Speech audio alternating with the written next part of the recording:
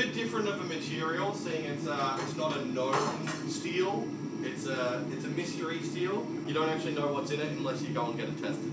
Or you speak to the manufacturer and be like, hey, can I have data sheets for something that I'm using for a different purpose? So this is just a test piece for today, following the knife forging procedure, the 8 steps of forging, or whatever it is. I'm sure someone in some comment section somewhere will tell me otherwise.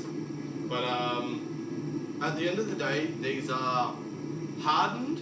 They grind horseshoes for about 10 years, and then they get thrown in a bin. They actually make very, very good sharp-edged items. This top section where these spikes are on this one, hopefully when we forge the bevel and grind up to the top, we leave some of this pattern in, so you can see what we forged it from.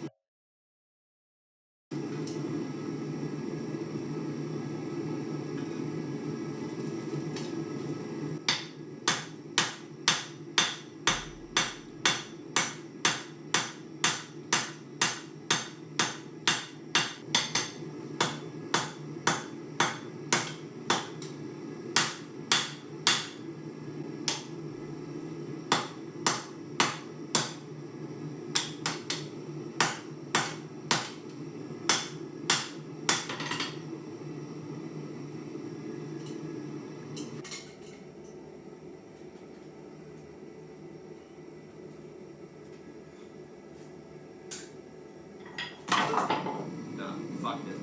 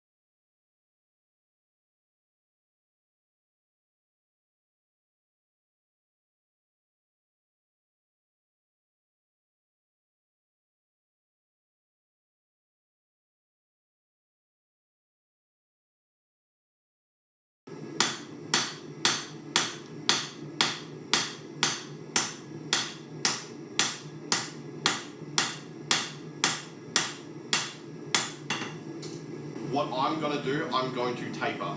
From this section here of the spine to the front, it's going to have a shallow taper going towards the very front. So we'll draw this heel out and forge the bevels of the blade, and then we will straighten it, and then we'll grind back about 3/4 of the length of the blade to remove this checkered pattern from the farriers rasp that we've used for this. So right now I can already see it's a bit skewy, but when we straighten it out after we've pulled the heel out and forged this bevel area, we should be right. So the current shape, what I'm going for is I'm going for a hybrid between kind of like a Western chef's and a Santoku knife, because I like that rounded front for veggies. So what we're most likely going to do, forge some of these teeth into the steel to like lengthen it out, and we'll remove a bit of it as we go. But thinning it out and stretching it out is kind of what we're doing. So these bricks I'm using are just literally, I'm just making a door. So this is like the bread making part? Yes. Actually, this is like making the dough still. Okay. So we're still making the dough. So we're at about an 8mm on the blade edge and 9mm on the spine, where we want to get down to about 4mm. So about half of what we're currently at. Yeah. Having a rolling mill's really handy. You can heat it up, put it in your rolling mill, lock it, and just mill it straight, like pull it, and it goes straight down to that, whatever you've got.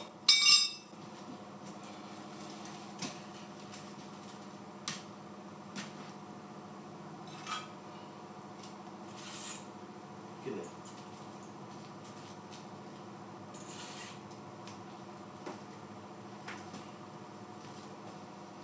So right now, the gas line's all primed and ready.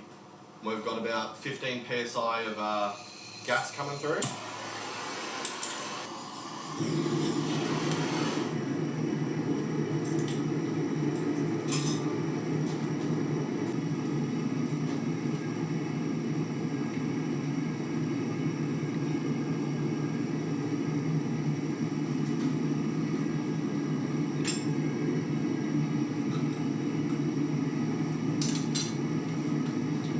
Now wait for the forge to do its thing.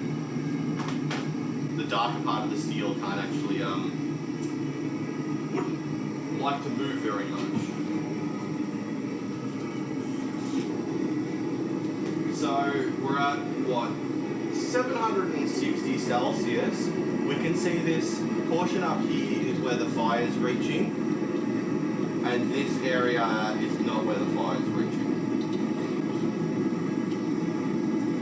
See where I've just moved the steel, it's black on the ground. So if it's black on the ground, it means the steel's cold. If that piece underneath the forge is the same colour as your steel, it's good to go. If it's not, leave it for a little longer because it's going to be a bit hard to forge on.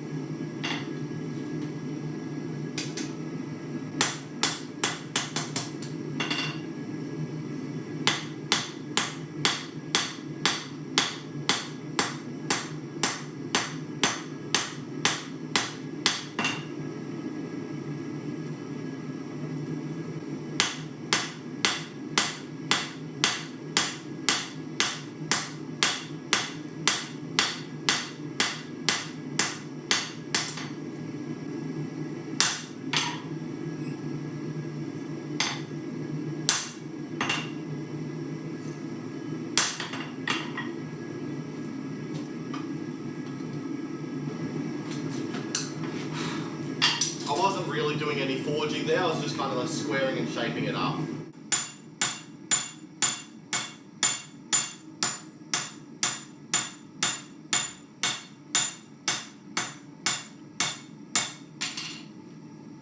Banana?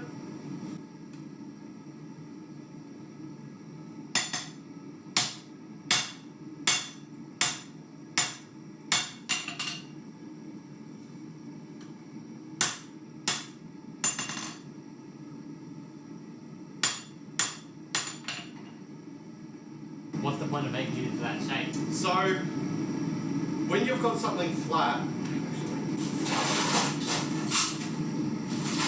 when you forge something on a flat surface, it's always going to bow in the opposite direction.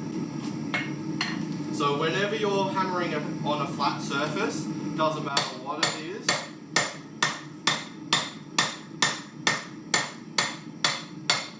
it will always try to cup in the opposite direction.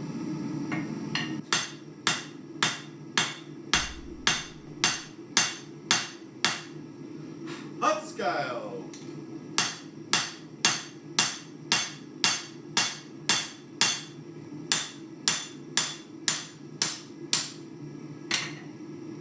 don't know if you can pick up this or not. But the more we do forging towards the beveled area, it looks quite uniform and it looks like a solid piece. I would hate to do the grinding and find halfway through the edge there's one of these little pockets which hasn't sealed itself up. And then would end up with a hollow edge and a useless bit of steel.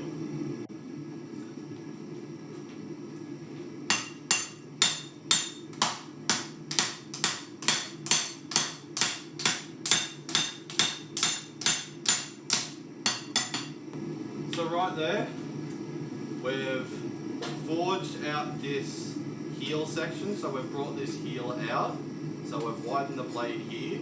We're going to straighten the spine of the blade here, and we're going to continue forging the bevels, I don't know if you can see that, but towards this thickness. So we want the edge, before we do any grinding, to be about 2 mil. So what I'm going to do, I'm going to flip this around in the forge, and then I'm going to hold on to this side, and I'm going to forge this side of the blade outways, so it can line up with this side of the blade, and then I'll straighten the spine of the blade, or depending on the curvature I might leave some. So not too bad, I reckon 2 more heats and we should be about ready. Only one problem with wet forging. All of that scale which blasts off gets stuck on the anvil face. So if you don't wipe it off, you'll end up with like black shit all over you and in your work. And that's the last thing you want, is to punch a bit of scale so far into your work, you're going to grind it out and you lose 2 mil doing it.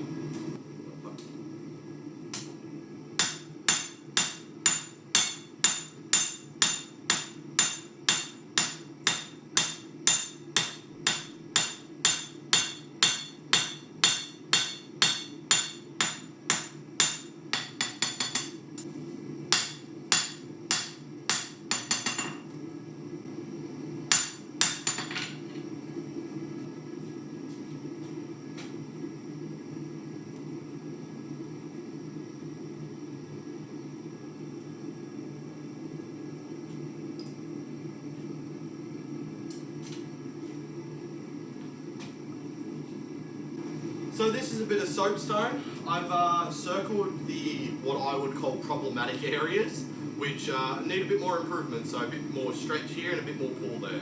Get yourself some proper soapstone and not chalkstone from Total Tools, because chalkstone burns straight off your material. So you actually want soapstone. You'll notice that it's not soapstone if you draw on your piece, put it in the fire, pull it out, and it's not there. You know what you've not. He was making a hammer. He put his marker on his piece of work. He put it in the oven, in the forge, sorry. Went off to do something, forgot about it briskly, came back. All right, I'm here to do my punch. He's brushed off that scale, and in turn, brushed off his mark. So he just had to have a wild guesstimation where his mark was, because he had brushed it off.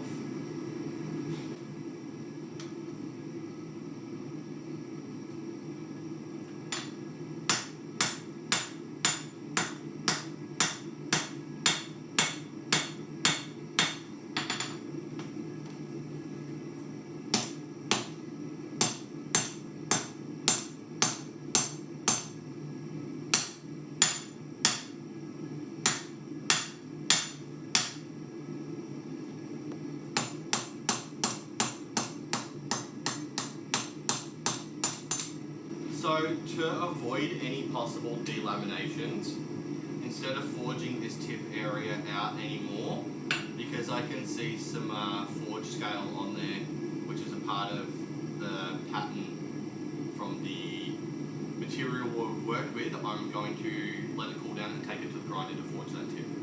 To make that tip, sorry. So the dough is made. Now we're going to prep the dough and put it in a bowl to let it to rise, essentially.